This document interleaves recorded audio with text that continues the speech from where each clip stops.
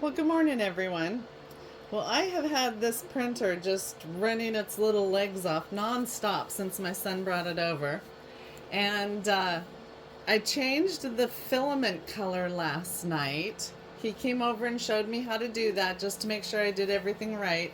It was actually really, really easy. So I just want to remind everyone, don't be intimidated by this. Honestly, if I can do it, you can do it.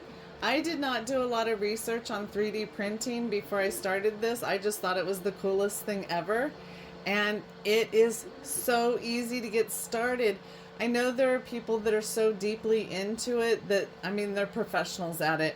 And I'm just playing around with it.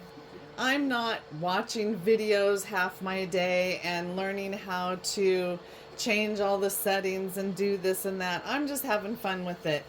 And you can too. This does not have to be super complicated. So I changed to this beautiful red that you see on the print bed right now.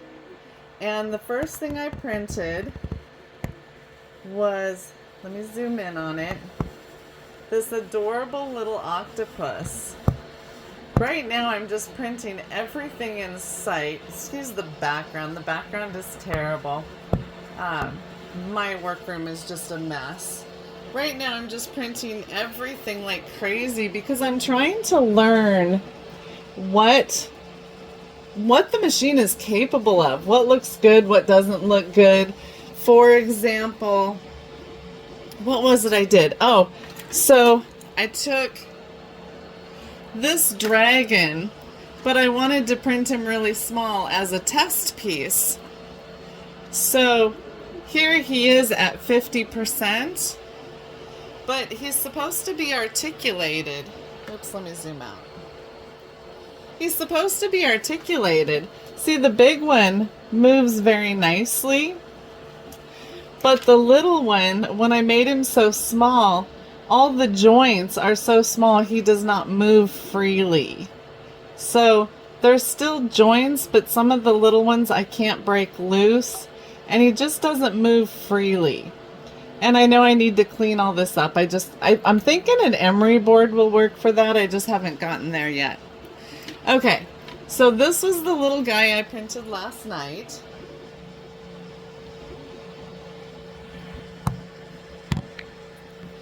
And what I want to share with you is about supports. So he is also articulated. All his little legs are articulated, and he's an octopus, a baby octopus keychain. But when it started the print, and my son told me always watch it for the first row or two or three to make sure that it's staying stuck to the print bed and everything's going right, because if it doesn't stay stuck, your whole print's going to be ruined. It could clog your nozzle and all kinds of stuff. So when it started printing, it also was printing this little thing. Let's see if I can get it back in position. I shouldn't have broken it off yet. So it was printing this little thing right here under his face. I think that's a pacifier in his mouth because he's a baby. Yeah, there we go. Okay, so it printed that thing right there. Can you see that? Okay, that is called a support. And for things that are sticking out, we need a support.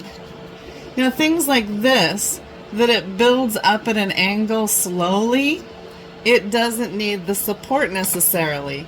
But this, the pacifier, was coming straight out. Let me get that back out.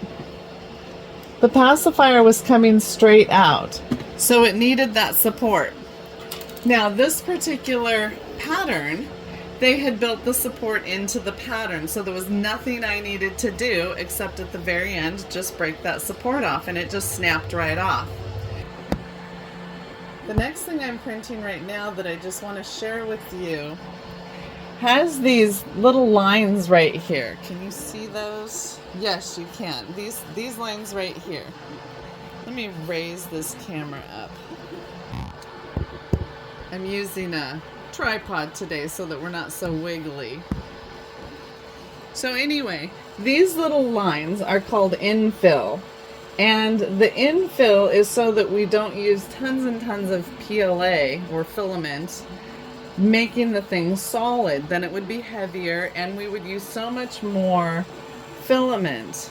So let me just pop the camera off and we'll look down into the infill. Okay, unfortunately the bed is still moving, so there's only so much I can do. But we look down into the, now the print head's in the way. We look down into the infill and you can see it's pretty hollow down in there.